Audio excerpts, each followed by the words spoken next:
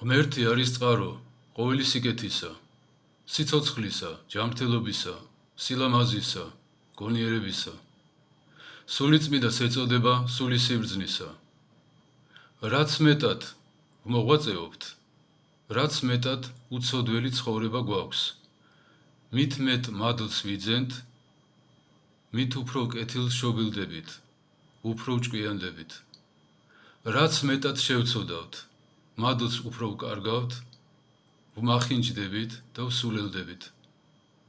ის, რასაც ადამიანები აღიქვავენ უწყინარ საქმიანობად, დალევა, მოწევა, მრუშობა, ასე შემდეგ.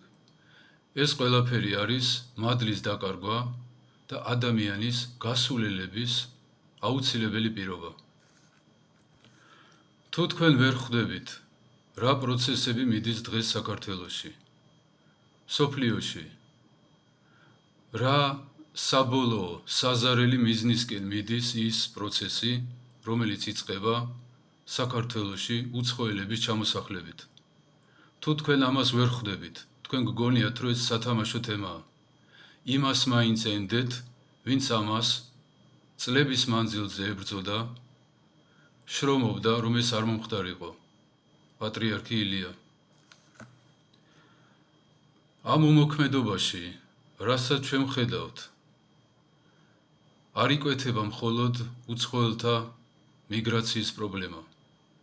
თუ მე ვერ ვხედავ, თუ იმდენად მახვილგონიერი ვარ, იმდენად შორსმჭრეტელი, რომ იმასაც კი ვერ ვხედავ, რასაც შემიძლია ხელით შევეხო, ხილულს ვერ ვხედავ, უხილავს, ესე იგი მით უმეტეს ვერ დავინახავ. ესე იგი, მე იმასაც ვერ ხვდები, როგორ მოქმედებენ სულები, როგორ აღძრავენ ადამიანებს, რას შთააგონებენ, ამასაც ვერ ვხედავ. ეს მიუხვედრელობა და გაურკვევლობა კი გარდაუვალად გამოიყებს თავის ნაყოფს, მიუხედავად იმისა, რომ მონათლულები, აღსარებლები და მაზიარებლები ვართ. თქვენ თავს კითხეთ, ის ხალხი, ვინც 100,000-ობით უცხო სარწმუნოების ადამიანის ქრისტიანულ ქვეყანაში ჩამოსახლებაში პრობლემას ვერ ხედავს. ასეთ ადამიანებს რომ უთხრათ, რომ თუ შუბზე და ხელზე ნომერს არ დაიწერ, ფულს აღარ ჩაგირიცხავო, მაღაზიაში ვეღარ შეხვალო, ვეღარ იმოგზაურებო ანტალიაში. რისი გამკეთებლები არიან? არაფრის, საერთოდ არაფრის. თუ პუდელისა მეშინია და ევროპას გაუსწარი იმაში, რომ ღრმა შეშფოთებასაც ვერ გამოვთქვავ, ლომი რომ მოვა, რისი გამკეთებელი ვიქნები.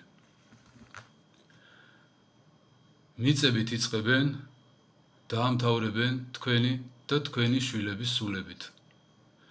არ თქვათ, რომ არ იცოდით.